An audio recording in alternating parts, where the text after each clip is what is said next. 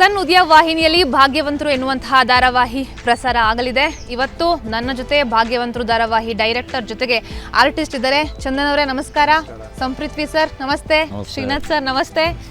ಎಲ್ಲರೂ ತುಂಬ ಖುಷಿಯಿಂದ ಇದ್ದೀರಾ ಅಂತ ಅನ್ಕೋತೀನಿ. ಪ್ರೀಮಿಯರ್ ಶೋ ಆಗ್ತಿದೆ. ಯೂಶುವಲಿ ನಾವು ಸಿನಿಮಾ ಪ್ರೀಮಿಯರ್ ಶೋಗಳಿಗೆ ಹೋಗಿ ಅಭ್ಯಾಸ, ಬಟ್ ಧಾರಾವಾಹಿ ಪ್ರೀಮಿಯರ್ ಶೋ ಆಗ್ತಿರುವಂಥದ್ದು. ಆ್ಯಕ್ಚುಲಿ ನಿಮ್ಮನ್ನು ನೋಡಿದ್ರೆ ಪಾಪ ಅನ್ಸುತ್ತೆ ಸರ್, ಡೈರೆಕ್ಟರ್ ನೋಡಿದ್ರೆ. ಏನಕ್ಕೆ ಗೊತ್ತಾ, ಈಗ ಧಾರಾವಾಹಿಯಲ್ಲಿ ಸಂಭಾಷಣೆಕಾರರು ಇರ್ತಾರೆ, ಸ್ಕ್ರೀನ್ ಪ್ಲೇ ಇರುತ್ತೆ, ಕತೆ ಇನ್ನೊಬ್ರದ್ದಿರುತ್ತೆ. ಬಟ್ ಧಾರಾವಾಹಿ ಏನೇ ಸಮಸ್ಯೆ ಆದರೂ ಮೊದಲು ಡೈರೆಕ್ಟರ್ಗೆ ಬೈಯೋದು. ಸೋಷಿಯಲ್ ಮೀಡಿಯಾ ನೋಡಿದ್ರೆ ಹೊಗಳೋದು ಡೈರೆಕ್ಟರ್ಗೆ, ಬೈಯೋದು ಡೈರೆಕ್ಟರ್ಗೆ. ಹೌದು ಹೌದು ಹೌದು. ಎಷ್ಟು ಖುಷಿ ಇದೆ ಸರ್. ಒಂದು ವರ್ಷದಿಂದ ನಡೆದಿರೋ ಹೋರಾಟ ಇದು. ನಾನು ಮಾಡಿರೋ ಒಂದಿಷ್ಟು ಪ್ರಾಜೆಕ್ಟಲ್ಲಿ ಒಂದು ಲಾಂಗ್ ಟೈಮ್ ತಗೊಂಡಿರೋದು ಅಂತಂದರೆ ಇದೇ ಪ್ರಾಜೆಕ್ಟ್. ಒಂದು ವರ್ಷ ಅಂತಂದರೆ ಒಂದು ಮಗುನ ಹೊಟ್ಟೆ ಒಳಗಡೆ ಇಟ್ಕೊಂಡು ಹೊರಗಡೆ ಆದಷ್ಟು ಖುಷಿ ಇದೆ ನನಗೆ. ತುಂಬಾ ವೆಯ್ಟ್ ಮಾಡಿದ್ದೆ ಆ್ಯಕ್ಚುಲಿ. ಯಾವತ್ತಪ್ಪ ನಮ್ಮದು ಟೆಲಿಕಾಸ್ಟು, ನಮ್ಮ ಟೆಲಿಕಾಸ್ಟು, ಏನು ಮಾಡ್ತಾನೇ ಇದ್ದೀವಿ ಶೂಟಿಂಗು, ಏನು ಟೆಲಿಕಾಸ್ಟ್ ಡೇಟೇ ಕೊಡ್ತಿಲ್ಲ. ಸಡನ್ನಾಗೇನೋ IPL ಬಂದುಬಿಡ್ತು, ಇನ್ನೊಂದು 3 ತಿಂಗಳು ಪುಷ್ ಮಾಡಿಬಿಟ್ರು. ಸೊ ಫೈನಲಿ ಒಂದು ಡೀಪ್ ಬ್ರೀತ್ ತಗೊಂಡೆ. ಸೊ ಫುಲ್ಲು ಖುಷಿಯಾಗಿದೆ. ಓಕೆ, ಧಾರಾವಾಹಿ ಕತೆ ಏನು ಅಂತ ನಿಮ್ಮ ಕಲಾವಿದ್ರಿಗೆ ಕೇಳಿದ್ರೆ ಒಬ್ಬರೂ ಬಾಯ್ ಬಿಡಲಿಲ್ಲ. ನೀವು ಸ್ವಲ್ಪನಾದರೂ ಹೇಳಿ, ಒಂದು ಲೈನ್ ಆದರೂ ಹೇಳಿ.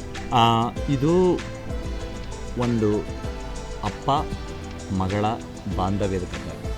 ಪ್ರತಿಯೊಬ್ಬ ಅಪ್ಪನೂ ತನ್ನ ಮಗಳನ್ನು ಒಂದು ಚಂದ ಕುಟುಂಬದಲ್ಲಿ ಕೊಡಬೇಕು, ನನ್ನ ಮಗಳ ಭವಿಷ್ಯ ಚೆನ್ನಾಗಿರಬೇಕು, ಅವಳ ಆಸೆಗಳು ಕನಸುಗಳು ಎಲ್ಲನೂ ಈಡೇರಬೇಕು ಅಂತ ಆಶಿಸ್ತಾನೆ.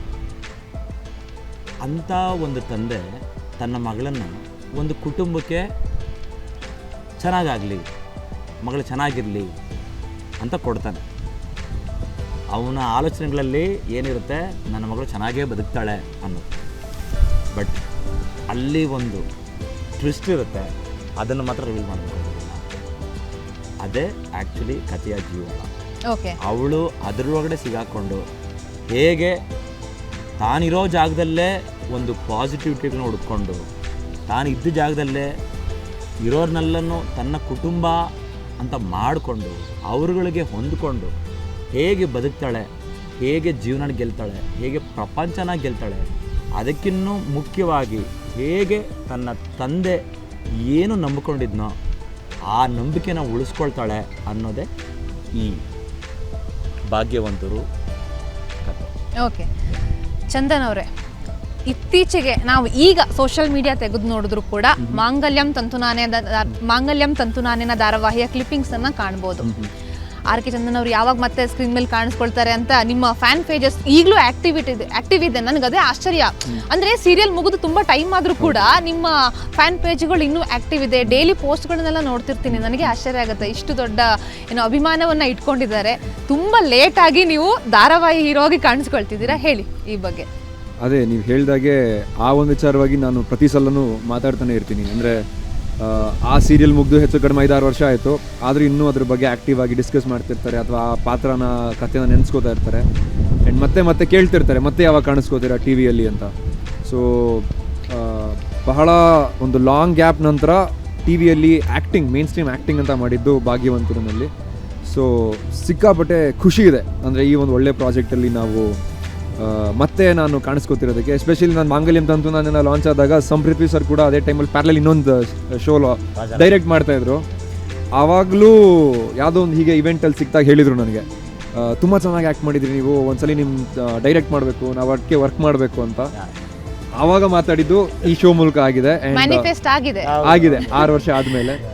ಸೊ ತುಂಬ ಖುಷಿ ಆಗ್ತಿದೆ. ಆ್ಯಂಡ್ ಅದರದ್ದು ರಿಸಲ್ಟ್ ಕೂಡ ಕಾಣಿಸ್ತಿದೆ. ಅಂದರೆ ನೀವು ಹೇಳಿದಾಗೆ ಸಿನಿಮಾಗೆ ಪ್ರೀಮಿಯರ್ ಮಾಡ್ತಿದ್ರು, ಬಟ್ ಇವಾಗ ಒಂದು TV ಶೋಗೆ ಇಷ್ಟು ದೊಡ್ಡ ಮಟ್ಟದಲ್ಲಿ ಒಂದು ಪ್ರೀಮಿಯರ್ ಶೋನ ಅರೇಂಜ್ ಮಾಡಿ ಇಷ್ಟು ಜನರನ್ನೆಲ್ಲ ನೋಡಿದಾಗ ತುಂಬ ಖುಷಿ ಆಗುತ್ತೆ. ಅಂದರೆ ಪ್ರಾಡಕ್ಟದು ಕ್ವಾಲಿಟಿ ಎಷ್ಟು ಚೆನ್ನಾಗಿದೆ ಅಂತ ಗೊತ್ತಾಗ್ತಿದೆ. ಸೊ ಐಮ್ ಹ್ಯಾಪಿ ಇಂಥ ಒಳ್ಳೆ ಪ್ರಾಜೆಕ್ಟಲ್ಲಿ ಮತ್ತೆ ನಾನು ಕಮ್ ಬ್ಯಾಕ್ ಮಾಡಿದ್ದಕ್ಕೆ. ಸೊ ಥ್ಯಾಂಕ್ಸ್ ಸರ್, ಕನ್ಸಿಡರ್ ಮಾಡಿದ್ದಕ್ಕೆ.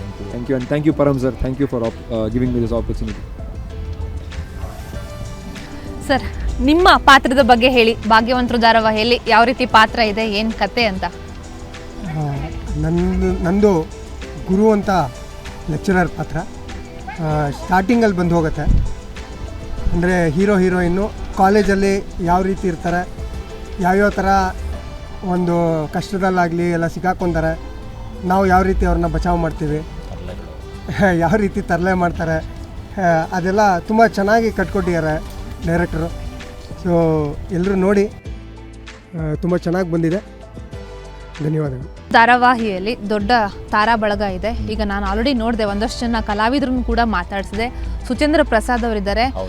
ಅವ್ರದ್ದೊಂದು ಕ್ಯಾರೆಕ್ಟರ್ ಆದರೆ ಅವರ ಕನ್ನಡ ಇನ್ನೊಂದು ಒಂದು ಸುಂದರ ಕೇಳೋಕೆ ಅಂತ ಕಲಾವಿದರೇ ಹೇಳ್ತಾ ಇದ್ರು. ಈ ಬಗ್ಗೆ ಹೇಳಿ. ಸುಚೇಂದ್ರ ಪ್ರಸಾದ್ ಅಂತ ಒಬ್ಬ ಮಹಾನ್ ಕಲಾವಿದರನ್ನು ಡೈರೆಕ್ಟ್ ಮಾಡಿದ್ದು ನನಗೆ ತುಂಬಾ ಖುಷಿ ಇದೆ. ಆ ಮನುಷ್ಯನ ನೋಡಿದ್ರೆ ಈ ಕನ್ನಡ ಲೈಬ್ರರಿ ನಮ್ಮ ಕಣ್ಮುಂದೆ ಓಡಾಡಿದ್ರೆ ಹೆಂಗಾಗುತ್ತೋ ಹಂಗೆ ನೋಡ್ತಾ ಇರುತ್ತೆ. ಅವರಲ್ಲಿ ಜಸ್ಟ್ ಅವ್ರಿಗೆ ಒಂದು ಡೈಲಾಗ್ ಹೇಳ್ಕೊಟ್ಬಿಟ್ರೆ, ಸರ್ ಹಿಂಗಿದೆ ಸಿಚುವೇಶನ್ ಹಿಂಗಿದೆ ಅಂತ ಹೇಳ್ಕೊಟ್ಬಿಟ್ರೆ ಸಾಕು, ಅದನ್ನು ಅವರು ಬೇರೆ ರೀತಿಯಲ್ಲೇ ತೊಡಸ್ಕೊಳ್ತಾರೆ. ಕಂಪ್ಲೀಟಾಗಿ ಪಾತ್ರ ಆಗಿನೇ ಬದಲಾಗ್ತಾರೆ. ನಿಮಗೇನಾದರೂ ಈ ಭಾಗ್ಯವಂತರು ಏನಾದರೂ ಸಕ್ಸಸ್ ಆಗಿ ಒಂದು ತುಂಬ ಚೆನ್ನಾಗಿ ಮನೆ ಮಾತ್ರ ಆಗ್ತಾಯಿದೆ ಅಂತಂದರೆ ಅದಕ್ಕೆ ಮುಖ್ಯವಾದ ಕಾರಣ ಸುಚೇಂದ್ರ ಪ್ರಸಾದ್ ಸರ್ರೇ ಆಗ್ತಾರೆ. ಓಕೆ, ಇದರಲ್ಲಿ ಎರಡು ಮಾತಿಲ್ಲ. ಓಕೆ, ಆ ಮನುಷ್ಯನ ಪದಗಳು ಅಷ್ಟು ಸ್ಪಷ್ಟವಾಗಿ ಕನ್ನಡ ಜ್ಞಾನ ಅವರಿಂದ ನಾವು ಆ್ಯಕ್ಚುಲಿ ತಿಳ್ಕೊಬೇಕಾಗಿದೆ. Thank you. ಅವ್ರನ್ನ ಡೈರೆಕ್ಟ್ ಮಾಡಿದ್ದ ಒಂದು ಅವಕಾಶ ಕೊಟ್ಟಿದ್ದಕ್ಕೆ ನನಗೆ ಆ್ಯಕ್ಚುಲಿ ತುಂಬಾ ಖುಷಿ ಇದೆ.